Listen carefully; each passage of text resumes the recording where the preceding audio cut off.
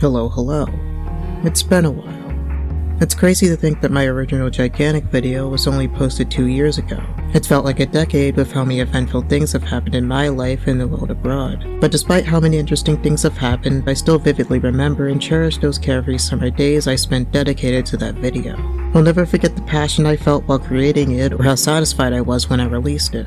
At the time, I was so proud of that video, and I still look back to marvel at how much traction it got, but I haven't really watched it from start to finish since I released it. Part of that simply because I've seen the video so many times already. As the other content creators out there will know, when creating a video, you'll find yourself watching it a million times. At a certain point, you just get tired of hearing yourself talk.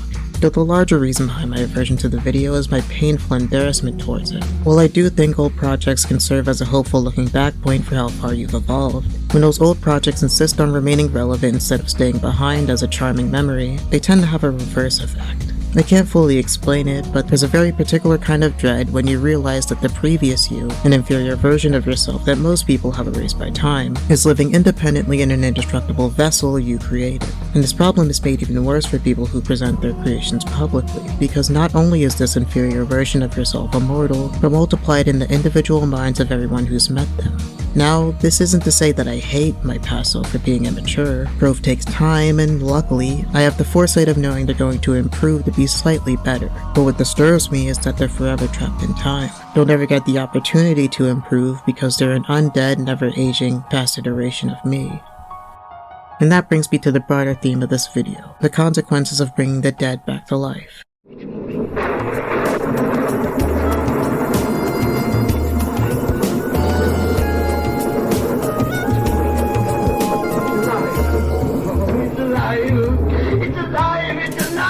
As I'm sure you all know, Gigantic Rampage Edition launched last April to a rocky start but promising future, or at least this is what we assumed in the first month of the game's release. In this short but magical period that I'd like to call the Great April Resurrection, people were playing daily, queue times were practically instant, and hype was at its peak.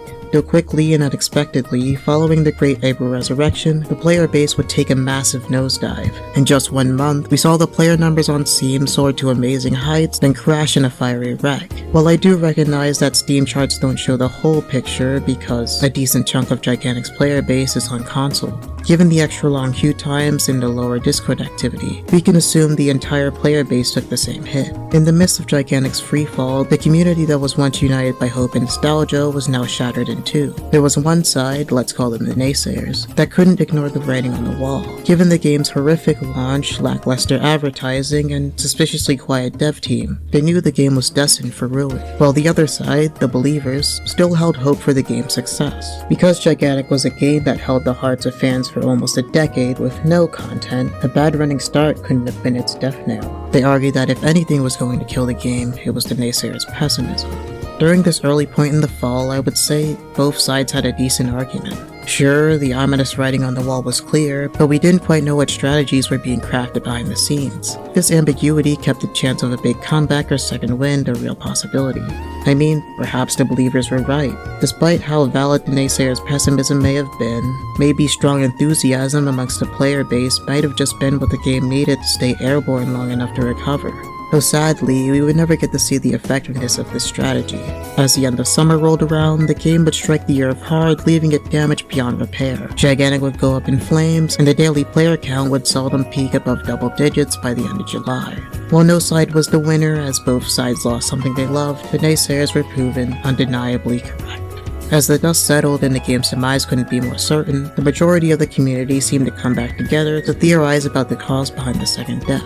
While there were many explanations thrown around as to why the sudden drop happened, it appears most are in agreement that the game's launch was a major contributor. Because I was one of the players who got to play the moment the game was released, I could testify to the horror show that this launch was. As an unemployed college freak, I remember playing that morning in the first couple hours of the game's release. Everything was great. I had no troubles logging in, and I could find a match without any complications. Though as the productive people came home from school and work, I'm guessing the servers became overwhelmed under the weight of thousands thousands of players. These server issues made the first weeks of playing the game mildly annoying at some points and literally impossible at others. For this reason, I can totally see how the game's launch repulsed players enough to request a refund before the time limit. That being said, although I agree that the launch had an effect on the game's second death, his explanation doesn't feel fully satisfactory to me. I mean, it just doesn't make sense that hundreds of fervorous fans, who we know waited for this game's revival for almost a decade without a glimpse of hope, would just up and leave due to a bit of turbulence. And this sudden loss of interest makes even less sense when we remember that the old Gigantic that people loved wasn't so perfect either. There must be another explanation, and I will be the one to uncover it. Remember, get him alive if you can, but get him! But search every ravine, every crevice, but the fiend must be found! Now, when starting my search for Gigantic's killer, because I don't have any insider information on the game's development or even a paragraph's worth of education in business, I didn't quite know where to begin. Honestly, I feel like if I were to give a credible autopsy of this game, I would at least need a bit of experience in the gaming market. But despite my complete ignorance in this domain, my hubris and unearned confidence in my analytical abilities has propelled me to the task anyways. So with that being said, during my investigation, I decided to visit the old game's grave to look for clues. I figured it was likely the game may have been killed by the same complications it suffered in the past, though when looking back at the three biggest contributors to the death of old Gigantic, I didn't find any of those explanations completely satisfactory either. Let's begin with the first contributor, financial struggles. As you may remember, the old Gigantic was developed by an indie development team named Motiga. They were a short-lived, passionate group of creatives dedicated to the mission of putting their best into everything they did. Motiga really hired like the cream of the crop. They hired some of the best developers that I've seen. You know, I've been in the industry for like 7, coming up on 8 years now, I think. And to show the gaming world just how serious they were about accomplishing this goal, the team worked tirelessly to make sure their debut game Gigantic was teeming with effort and creativity. They refused to overlook even the smallest details that most players would. Things like the specific shade of red used on the character's clothing were discussed in length and placed methodically. All that to say, despite the lack of credit they'd received for the re-release of Gigantic, it really can't be emphasized enough that Motiga is the mastermind behind the art direction, game design, and charm of the game. Thinking back on this now, I feel kind of naive that I ever thought the re-release would be successful without the original dev team. Even if the game lived a full year, I doubt we would have gotten any truly new content after Motiga's unreleased characters were introduced. This isn't to say the new team wasn't talented enough for the job, it's just that a project's creative vision is a product of its creator's personal experience and personality. For this reason, you can't just hand a creative project over to another set of people and expect this vision to remain intact. Sure, this rule doesn't apply to every creative project. A history documentary doesn't necessarily require a personality behind it, but projects that are built purely with imagination like Gigantic certainly do. I mean, imagine if your favorite anime was just handed over to a completely new director in the last few seasons. Wouldn't that be completely awful? Well, I'm sure we'd all be happy to hear that no one would be evil enough to let this happen. Though I digress, as Gigantic was in development, Motiga had to surrender their title to the publisher Perfect World Entertainment, an organization we know today as Gearbox Publishing. This partnership was necessary because Motiga was under great financial strain and were desperate to continue the game's development. But even with the support of Perfect World and their later partnership with Microsoft, the low revenue Gigantic brought in would lead to it being completely abandoned. By the end of the game's lifespan, the original devs had completely jumped ship, leaving only a skeleton crew demanded death. While it's clear that history is repeating itself a bit, the difference is that financial strain was not the cause this time. In contrast to the publisher's previous life as Perfect World Entertainment, Gearbox Publishing is a much more experienced and wealthy organization. This means that Gigantic's re-release had a larger source of capital and a steady team to maintain operations. To put it bluntly, I don't think the game was abandoned because the dev team was running on fumes like last time. Gearbox simply ditched it because they didn't see it as fruitful, and that's assuming they ever did. Many members of the Gigantic community are calling this re-release a cash grab, and I don't think they're completely wrong. We'll touch on this a bit later. But first, on to the second contributor that led to the death of old Gigantic, its rocky development. As some of you may remember, when the original Gigantic was released, it came out pretty rough. It was riddled with bugs, and for a while, it was missing features critical to a cooperative game like the chat box. As these development complications persisted, Gigantic started to bleed its player base day by day. It's just like how people leave a restaurant when their food is taking too long. It doesn't matter how tasty that meal may have been, many people would rather get fast food than suffer from an empty stomach for too long. Though fast forwarding to today, I don't think bugs were as much of a concern with the re-release of Gigantic. This is largely because the game was already completed. Even though many of us are disappointed with the buggy state of Gigantic today, it's undeniable that the new devs were at a great advantage to Motiga, who had to make the game from scratch. Frankly, I just wish they were more utilitarian and made better use of this advantage. While I'm sure they had a good reason behind the additional changes they made, if they just kept the microtransactions, kept the previous UI, and kept the game free to play, all that time they poured into making changes that players never asked for could have been spent on dusting off cobwebs and picking off bugs. But my snark aside, all in all, I don't think development issues were the cause of Gigantic's second death. They were certainly a factor. I wouldn't dismiss the personal testimony of players who say they left for this reason, but it's just I'd argue it's a symptom of a larger disease. I'll touch on this a bit more soon, but first, let's cover the last largest contributor to the death of old Gigantic, that being an inflated and highly competitive market. As anyone who's been a part of the gaming community for the last decade has noticed, Euro shooters have been a popular genre for a very long time. In 2016, we saw the rise of this craze with the release of Overwatch 1. Its stunning art style and diverse set of characters gave the game two of the most advantageous qualities in the gaming market, a wide appeal and high replayability. These two qualities in conjunction meant that Overwatch would not only capture a large casual player base, but the addictive nature of the game gave those casuals the dedication typical of competitive players. While Overwatch did shine brightly for a good couple years, in recent times, the game has largely faded from relevance. Sure, Overwatch still has a dedicated player base, but it's now widely regarded by the broader gaming community as a relic of a past era. With that being said, when Gigantic was released in 2024, it was no longer a small fish in an ocean of krakens. It's built up a large amount of mystique and intrigue since its passing, and if the marketing was more aggressive, I'm confident it would have had a fighting chance. If not to go platinum, at least secure a sustainable player base. Well, yes, its true competition wasn't fully out of the picture. In the last few weeks, we saw the birth of the newest big shot hero shooter, Marvel Rivals. It's just I don't think Gigantic was overshadowed. This is because we know other games in the genre have held strong through tougher and longer periods. For example, Paladins is a game that has a very similar upbringing to Gigantic, and has also suffered a great loss in its daily player count over its run. At its height in 2017, it had roughly 60,000 daily players, but today it sits at a minus 5,000. The game has endured a lethal 91% decrease over the past 8 years. But given that Paladins has been able to live despite how long the game has been around, in addition to the unavoidable challenge that new games pose in the fight for the player's limited free time, we know gaming communities can survive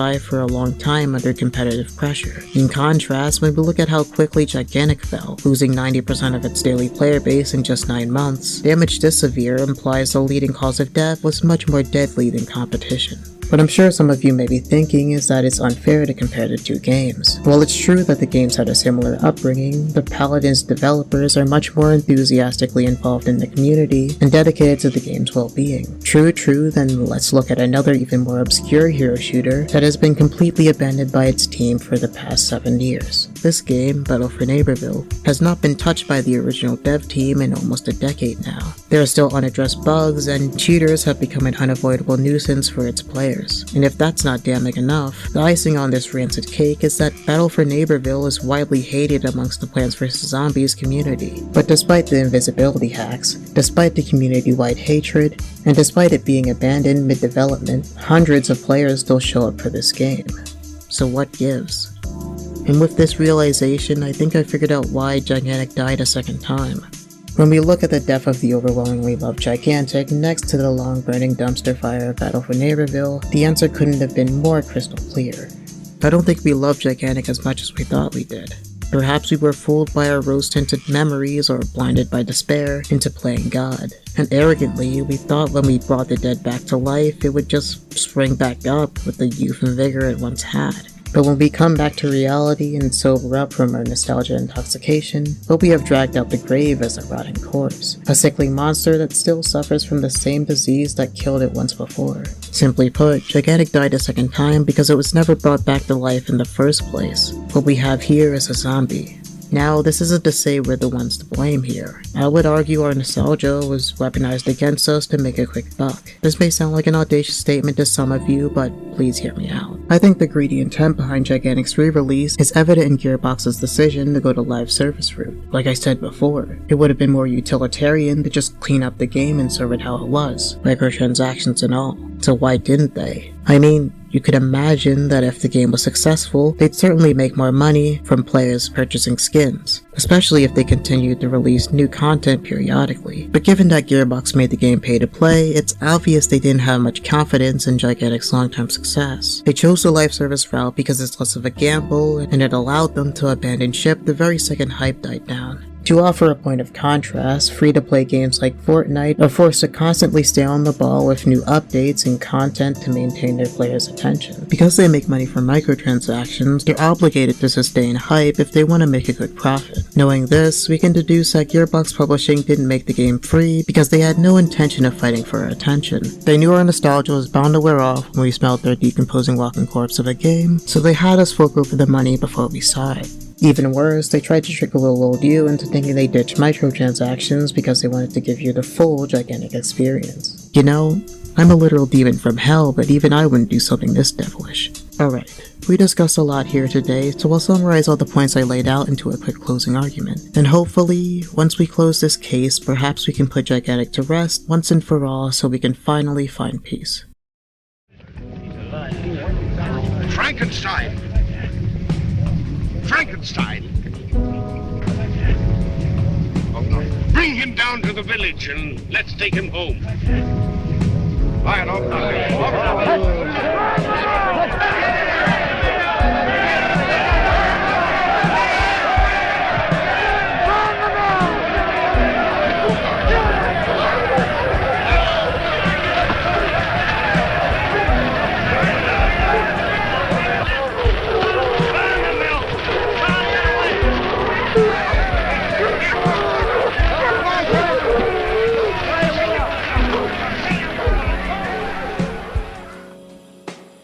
Okay.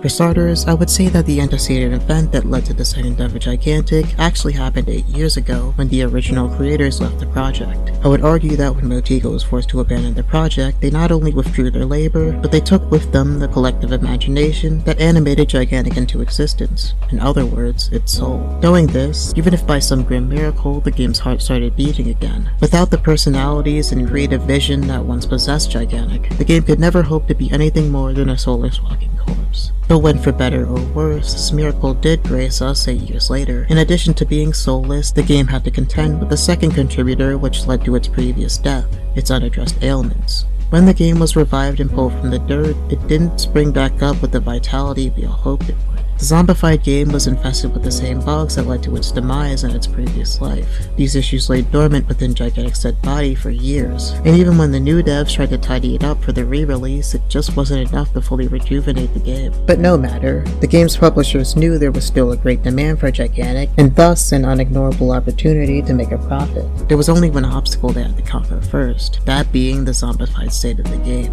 While its outer shell was pristine enough to be marketable, they knew signs of decay would inevitably become clear to the player the longer they interacted with the game. But lucky for them, this was an easy obstacle to clear. All they had to do was get the player to hand over the money before they opened the product. I would say this opportunism and low confidence was the third contributor to Gigantic's second death. Embracer Group, before a massive media conglomerate, acquired Gigantic's IP when they absorbed Perfect World Entertainment into its hulking mass. Instead of leaving Gigantic to rot in their library, they pulled a William Afton and brought the rotting game back on the market. I'm guessing some higher-ups caught wind of Gigantic's sizable following and figured the cow wasn't milked dry yet. Some of you may be thinking I'm being a bit too cynical, but honestly, I'm not being nearly as cynical as they were. Like I said before, it's clear they chose the live service model because they knew we would inevitably lose interest again. They had no intention of fighting for our sustained attention because they had no faith in Gigantic's ability to survive post-launch. Lastly, that brings me to the fourth contributor to Gigantic's second death, the end of our illusion. While it's true I think the wool was pulled over our eyes, I also think we need to take a bit of responsibility here. I mean, if Gigantic was really as great as we gassed it up to be, we wouldn't have seen such a large and swift exodus from the game. Our community would have maintained confidence in Gigantic despite its flaws, and fought for the game even though the publishers didn't. This was a hard pill to swallow for a while for me, so if you're still not convinced of my conclusion at this point in the video, here's one instance that really sealed the deal for me. There was a call to action posted on Reddit to get people to play for one day on the Saturday afternoon of November the 23rd. This was a perfect time. I mean, it was the weekend, and even if some people were busy, most people would have been able to squeeze in a couple hours to play their favorite game. But despite the decent amount of interest the event would accumulate, in addition to the convenient time slot, only about 16 people showed up. Now, this may be presumptuous, but I think this moment demonstrates that many of us fell in love with the idea of Gigantic more than the game itself. Before we end here, I do want to say two things. One, I don't regret the re-release of Gigantic. Getting to enjoy playing hours on end with all of you and seeing the excitement and passion amongst everyone was an unforgettable experience. I wouldn't even consider choosing the universe where we never made those memories. And two, I don't take back any of the praises I've given to Gigantic in the past, as I'm sure none of you would either. I'd still confidently say that this is my favorite game, with the same certainty I had 8 years ago. Though, with that being said, I think it's time we come to terms with this conclusion. Yeah, the fact that this outcome was avoidable will forever haunt me, but I'm gonna choose to move forward and learn from this. We should all keep this game in our minds as an example of what happens when art loses its soul. When we neglect to learn from our mistakes, when the greedy get their hands on what we love, and when our charming past becomes a dreadful present. We should learn from Gigantic Rampage Edition as a prime example of what happens when games become zombies. Hey, thanks for watching until the end. If you could stand listening to my voice for this long, you'll probably enjoy my other content as well. This will probably be my last Gigantic related video, but if you liked my commentary, the same themes in this video will probably be present in future content. Also, if you disagreed with anything I said or had any criticism, please leave it in the comments. I've incorporated much of the feedback I got in the last video, and I'm hoping this one is better. But if you don't disagree with me, I'd appreciate if you just leave a comment saying anything. If you want, you can let everybody know your experience with the replays. Okay, I'm done yapping. See you again soon.